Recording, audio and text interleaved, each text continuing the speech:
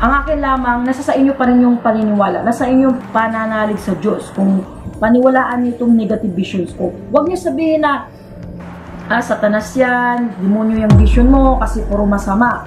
Ganito po yun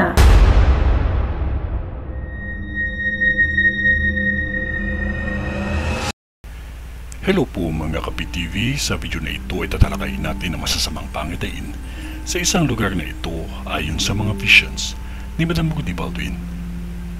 Pero kung ikaw ay hindi pa nakasubscribe sa aking channel, baka naman.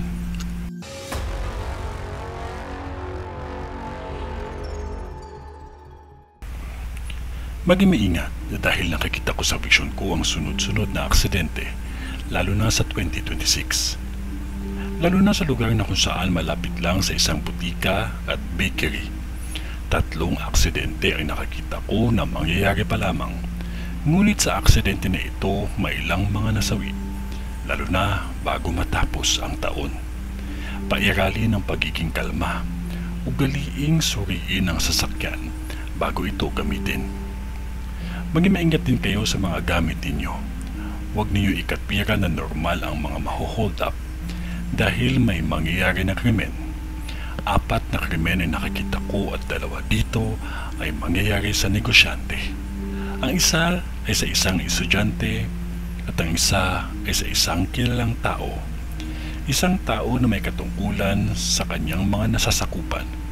Lalo na sa taong 2026, mataas ang antas ng krimen. Kaya maging maingat.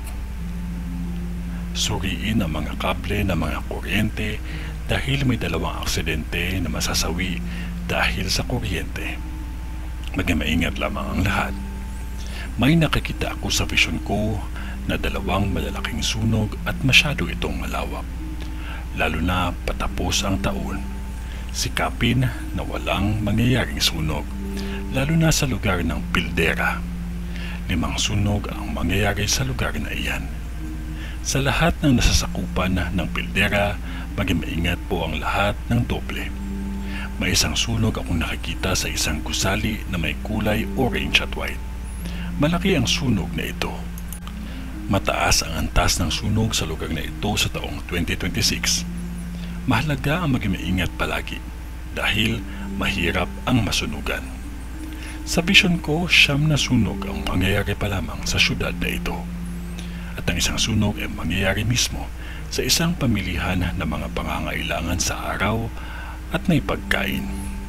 May isang sunog na mangyayari sa 3 lugar na halos nagsabay-sabay ito magaganap. Maging maingat sa lahat ng bagay na magiging sanhi ng sunog. Gaya ng paulit-ulit ko pong sinasabi, ako po ay tao lamang.